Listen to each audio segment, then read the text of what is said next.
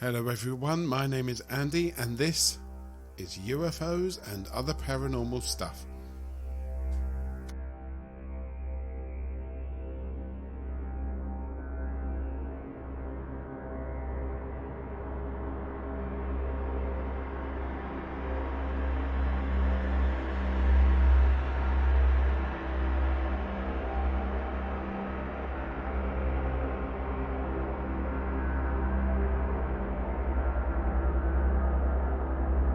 Ladies and gentlemen, how are you doing? I hope you're all doing well.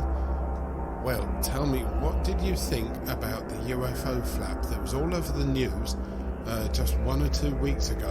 Of course, it started with a Chinese balloon being found in the USA, and then it ended up with a couple of unidentified flying objects, as the news said they were, being reported virtually all over the US and Canada and a few other places too. What did you think about it? Really interesting that those last 3 objects out of the 4 that were shot down, haven't really heard much about them, haven't seen any videos or photographs about them, so I do wonder what's going on there. Anyone have any ideas? Please do let me know. As I said last week in the special episode about that incident, I do find it strange that the news media decided to use the term UFO instead of using the term UAP, which is now what we're all supposed to use. I don't, but it's what everyone's supposed to use. UAP, unidentified aerial phenomenon, and they used the almost provocative term of UFO. Very strange for these big news corporations to be doing that. I wonder why they've done it. Anyway, ladies and gentlemen, I hope you're all doing well. The episode this week is about the beast of Box Hill. Now, Box Hill is a lovely place to visit for a day out, whatever the weather. Doesn't matter if it's rain or shine, whatever. Box Hill is a summit in the North Downs in Surrey, approximately about 19 miles southwest of London. The hill gets its name from the ancient box woodland found on the steepest west-facing chalk slopes overlooking the River Mull. The western part of the hill is owned and managed by the National Trust, while the village of Box Hill lies on higher ground to the east. The highest point is Betchworth Clump at 224 metres above the Ordnance Datum, and the Salamon's Memorial at 172 metres overlooking the town of Dorking is the most popular viewpoint. Box Hill lies within the Surrey Hills area of outstanding natural beauty and forms part of the Mole Gap to Reigate Escarpment site of special scientific interest. The north and south facing slopes support an area of chalk downland noted for its orchids and other rare plant species. The hill provides a habitat for 38 species of butterflies and has given its name to species of squash bug, now found throughout the southeast of England. An estimated 850,000 people visit Box Hill each year. The National Trust Visitor Centre provides both a cafeteria and a gift shop, and panoramic views of the Western Weald may be enjoyed from the North Downs Way, a long-distance footpath that runs along the south-facing Scarp slope. I strongly advise that you visit. It is good for cycling and walking, and that there are many walking routes around the hill, and of course the 2012 Olympic cycling event took the world-famous cyclists up and down the hill 11 years ago. You can of course go by car. There is a car park on the top of the hill. If you wish to visit by public transport, you can get the Great Western and South West trains to many of the Dorking stations, and from there take a bus. Or you could get Southern train to Box Hill and West Humble station, which is just a stone's throw away. But beware, if you plan on taking the shortcut and climbing up the hill instead of walking along the road, it is very steep, and it is not for the faint-hearted. The railway line that runs between Red Hill and Reading has often been referred to as one of the most scenic lines in the country due to its passing by Box Hill and the North Downs. As mentioned, the National Trust owns some of the land at the top of the hill, and they run a cafe, small restaurant and a shop too. It is one of those shops in which, if I was a millionaire, I would buy one of everything. They've got tons of stuff I could have there. And it's probably the same with the cafe as well, if I'm honest. Box Hill does have some people living on it too. It is also coming to light that the hill also has some other beings living on it as well. I don't mean dogs and cats that live with their owners, nor do I mean the usual nature that finds itself fluttering or hopping about the place in broad daylight. No. I mean the type of beings that try their best to stay away from the public because they're not supposed to be there. People will call these beings figments of our imaginations. You and I would call them cryptids. That's right, ladies and gentlemen, cryptids. Those animals or beings that science does not recognise, or they are completely out of what we would consider their natural habitat. Now you will have noticed that I said beings and not being. That is because reports and articles that I have read mention more than one type of being living out of sight on Box Hill.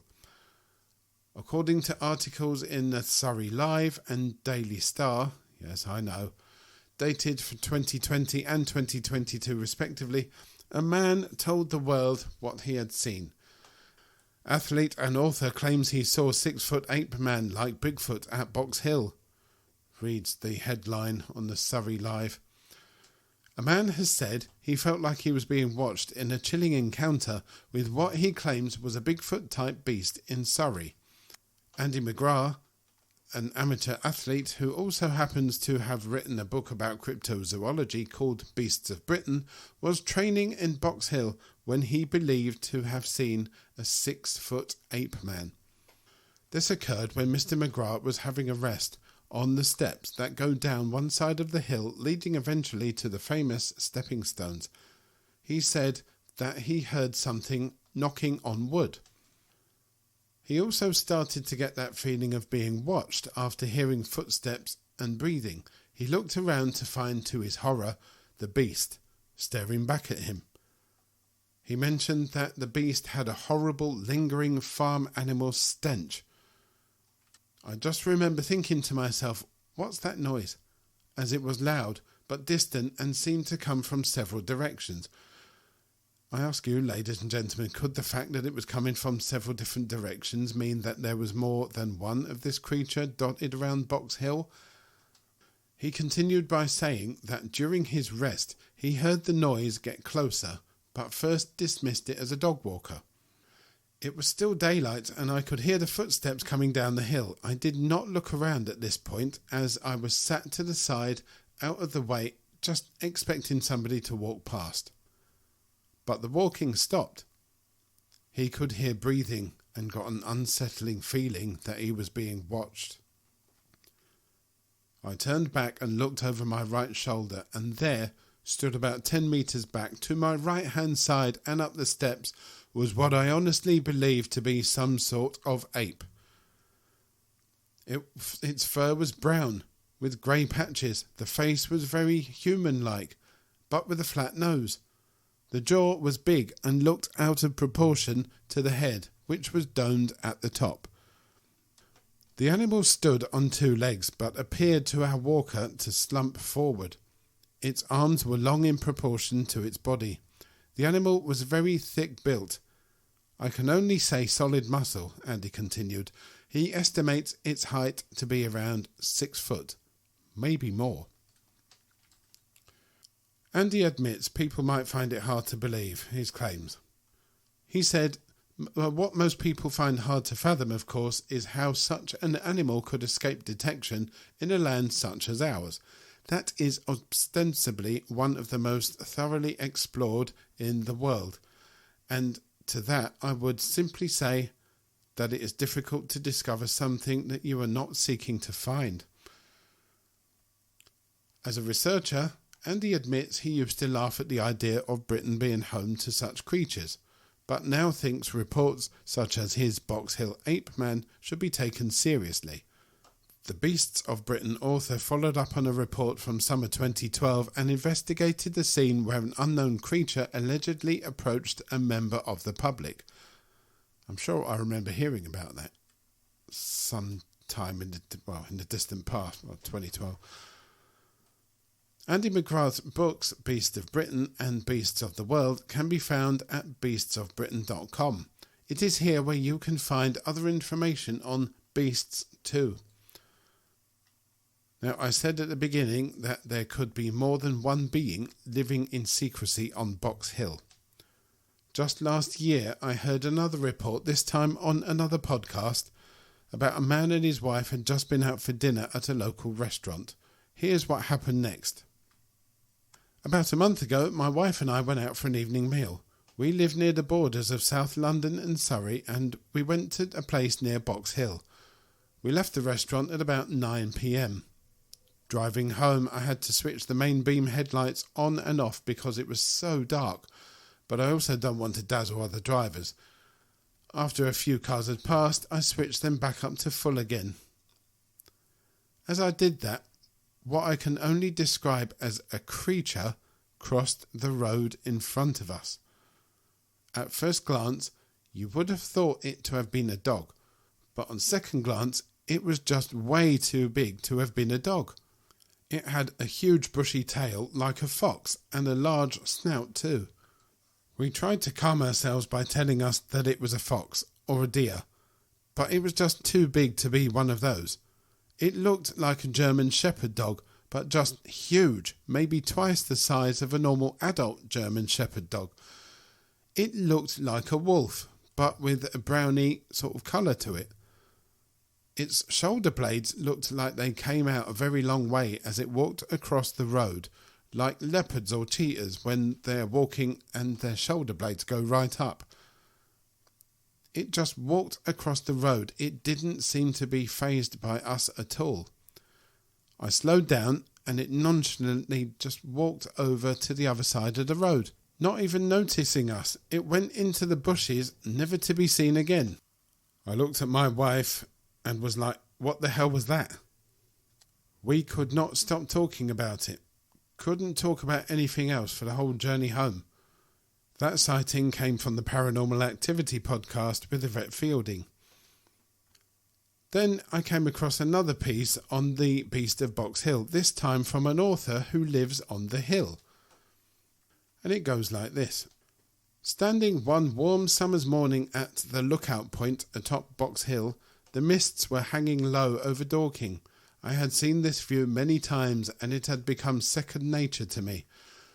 But this was the day I first realised just how easy it is to believe that you know your environment so well and yet be so completely wrong, and how nature still has so many secrets to be appreciated. This was the day after I first saw the Beast of Box Hill. After years of living on the hill, I have only seen the creature twice. I was driving back home, the morning's mist still hanging in the air. I had taken the first bend on the zigzag road when suddenly a creature jumped out from the bankside and stood in the middle of the narrow road, right in front of my car. I stopped and stared at what looked like a wolf. It had the same loping stance that a wolf has, but I knew that it was not possible. This was Surrey, and yes, Box Hill is the home to lots of wildlife. A badger was probably the most exciting thing you would see. I stared right into its eyes. They were almond in shape and the colour of amber. It had to be a wolf, surely. The long snout and the shaggy grey-coloured fur. Or was I so tired from a long day at work? The creature lunged towards the other side of the road and was off. It disappeared into the trees. I sat in the car staring into these trees, hoping to get another glimpse of it, but I knew it had gone. I continued my journey home. But what on earth had I seen? The sight of that creature remained indelibly marked in my psyche. I knew every bit of the hill. I hiked out at every chance I got. I knew where all the badger sets were. I knew when the fox cubs were down on the donkey green. I followed the bat's flight from the old fort, saw the roe deer by the old kilns, etc., etc. There would be no way that a creature like that would have escaped my notice. I had spent time tracking in South America and had been taught how to spot wildlife and how to spot the changes in the landscape that would reveal each different kind of large animal that was living nearby. I had not noticed anything untoward up here on Box Hill. Sheep grazed on the open slopes, and a wolf would need to have eaten sheep to have survived. Yet there were no reports of any attacks, no half-devoured carcasses. I reluctantly deduced that the mists had been playing tricks on me, or maybe I was, after all, tired after a day at work. Yet it seemed so real and so wolf-like. Years went by and I never forgot the creature. I did feel like I would never see it again, though. Then one day in autumn, that feeling changed. It was a glorious November. I walked out on one Sunday to clear my head after a few too many drinks the night before with some friends. We've all been there, haven't we? I decided to take the long walk that to others would be considered a challenge. This consisted of Box Hill, Mickleham Downs and Heady Heath. A nice 5 to 6 hour walk that would definitely work off the hangover. The weather was wet, and so there were not that many people out and about. I walked up Juniper Hill. I watched as a robin that had been singing a little song flew away into the trees, and it was then that I saw it. I saw through the leaves a darker shape, an animal. Immediately I thought roe deer, and crouching down as low as I could, I crept nearer and nearer. It must have smelt me because the creature looked up. It was no roe deer. Again I found myself staring into the amber eyes of a wolf. We were both motionless. Incredible. Here I was on Box Hill in Surrey, face to face with what was most definitely a wolf. I just could not believe it. I gazed at the magnificent creature, spellbound. Suddenly the animal turned its body and jumped into the lower foliage of the golden beech trees. I stood up again and looked for it. It had gone. Out of the corner of my eye I saw some hikers coming this way. The man and the woman passed, nodding and saying a polite good morning, and continued on their way to where I had seen the wolf. They continued walking as normal. I assumed from that they did not see anything unusual. I was not dreaming. I was not hallucinating, and therefore confirmed that however strange this sight, it was real. I had seen a wolf. As I made my way, I looked down the slope, and I saw a strange dark hump in the grass. I walked towards it. It was the remains of a partially eaten deer. To me, this confirmed even more that there was indeed a strange creature out there, and it was very good at hiding. 2 sightings in 8 years. Would I have to wait another 8 years to see it again? The beast will only appear when it is ready to do so.